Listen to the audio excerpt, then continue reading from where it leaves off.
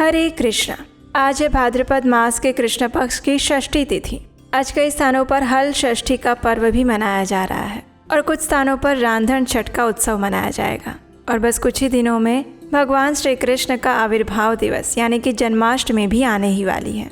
तो ऐसे प्रातःकालीन शुभ समय में चलिए हम भाद्रपद मास की आज की हमारी कथा का आरंभ करते हैं। आइए आज की भाद्रपद मास कथा श्रवण करते हैं।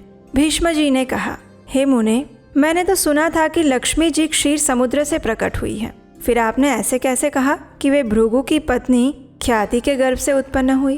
तब ऋषि पुलस्त्य ने कहा, हे राजन, तुमने उचित ही प्रश्न पूछा है। अब उसका उत्तर सुनो। लक्ष्मी जी के जन्म का संबंध समुद्र से है। ये बात मैंने भी ब्रह्मा जी के मुख से सुनी है। एक समय की बात है, दैत्यों और दानवों ने बड़ी भारी सेना लेकर देवताओं पर चढ़ाई की। उस युद्ध में दैत्यों के सामने देवता परास्त हो गए और तब इंद्र आदि संपूर्ण देवता अग्नि को आगे करके ब्रह्मा जी की शरण में गए। वहां उन्होंने अपनी सारी परिस्थिति ठीक ठीक कह सुनाई। तब ब्रह्मा जी ने कहा, तुम लोग मेरे साथ भगवान की शरण में चलो। ये कहकर वे संपूर्ण देवताओं को साथ लेकर क्षीर सागर के उत्तर तट पर गए और भगवान वासुदेव को संबोधित करते हुए कहने लगे, हे विष्णु, हे प्रभु, शीघ्र उठिए और इन देवताओं का कल्याण कीजिए। आपकी सहायता न मिलने से दानव इन्हें बारंबार परास्त कर रहे हैं। उनके ऐसा कहने पर कमल के समान नेत्र वाले भगवान अंतर्यामी पुरुषोत्तम ने देवताओं के शरीर की अपूर्व अवस्था देखकर कहा, हे देवगण, मैं तुम्हारे तेज की वृद्धि करूंगा। अब मैं जो उपाय सुनाता हूँ उसे सुनो और उसे तुम लोग निष्ठापूर्वक करो। दैत्यों के साथ मिलकर सब प्रकार की औषधियाँ ले आओ और उन्हें क्षीर सागर में डाल दो। फिर मंदराचल को मथनी और वासु की नाक को नेति यानी रस्सी बनाकर समुद्र का मंथन करते हुए उससे अमृत निकालो। इस कार्य में मैं तुम लोगों की सहायता करूंगा। समुद्र का मंथन करने पर जो अमृत निकलेगा उसका पान करने से तुम लोग बलवान और अमर हो जाओगे। देवादिदेव भगवान के ऐसा कहने पर सभी देवता दैत्यों के साथ संधि करके अमृत निकालने के यत्न में लग गए। देव, दानव और दैत्य सभी मिलकर सब प्रकार की औषधियाँ लेकर आए और उन्हें क्षीर सागर में डालकर मंदराचल को मथनी और वासु की नाक को रस्सी बनाकर बड़े वेग से मंथन करने लगे।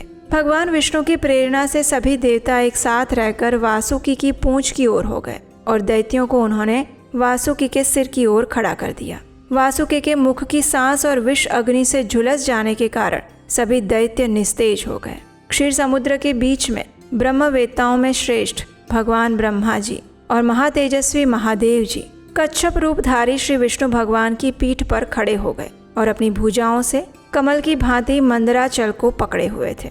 स्वयं भगवान श्री हरि कूर्म रूप धारण करके क्षीर सागर के अंदर देवताओं और दैत्यों के बीच में स्थित हो गए। वे मंदराचल को अपनी पीठ पर लिए डूबने से बचा रहे थे। उसके बाद जब देवता और दानवों ने क्षीर समुद्र का मंथन आरंभ किया तो पहले पहल उससे देव पूजित सुरभि गाय कामधेनु का आविर्भाव हुआ, जो भविष्य यानी कि घी, दूध आदि की उत्पत्ति का स्थान मानी गई है। उसके बाद वारुणी मदिरा देवी प्रकट हुई, जिसके मद भरे नेत्र घूम रहे थे।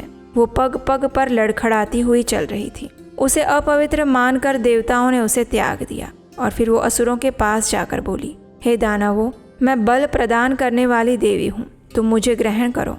और तब दैत्यों ने उसे ग्रहण किया।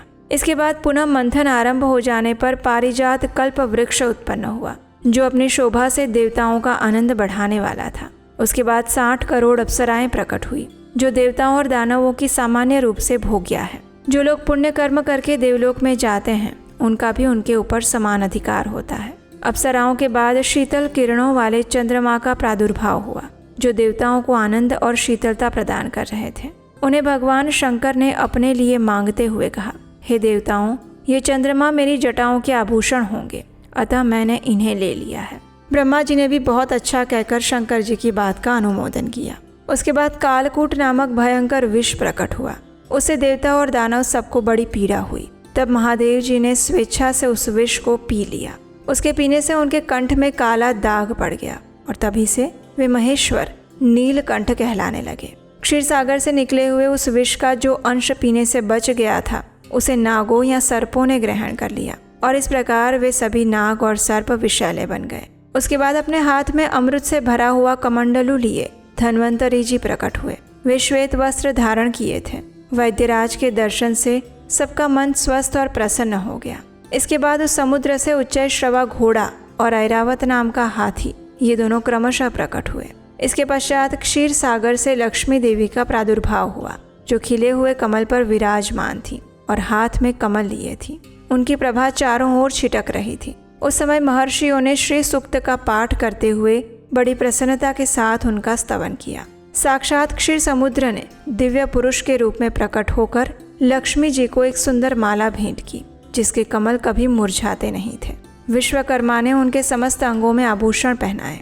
स्नान के बाद दिव्य माला और दिव्य वस्त्र धारण करके जब वे सब प्रकार के आभूषणों से विभूषित हुई, तब इंद्र आदि देवता और विद्याधर आदि ने भी उन्हें प्राप्त करने की इच्छा की। तब ब्रह्मा जी ने भगवान विष्णु से कहा, हे वासुदेव, मेरे द्वारा दी हुई इस लक्ष्मी देवी को आप ही ग्रहण कीजिए। मैंने देवताओं और दानवों को मना किया है, वे इन्हें पाने की इच्छा नहीं करेंगे। आपने जो स्थिरता पूर्वक इस समुद्र मंथन के कार्य को संपन्न किया है, इससे मुझे अत्यंत संतुष्टि हुई है। हे प्रभु, आप ही इनका स्वीकार कीजिए।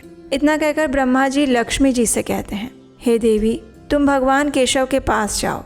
मेरे दिए हुए पति को प्राप्त करके अनंत वर्षों तक आनंद का उपभोग करो। ब्रह्मा जी के ऐसा कहने पर लक्ष्मी देवी समस्त देवताओं के देखते देखते श्री हरि के वक्ष स्थल में चली गई और फिर भगवान से कहने लगी, हे देव, आप कभी भी मेरा परित्याग ना करें। हे संपूर्ण जगत के प्रियतम, मैं सदैव आपके आदेश का पालन करती हुई आपके वक्ष स्थल में निवास करूंगी।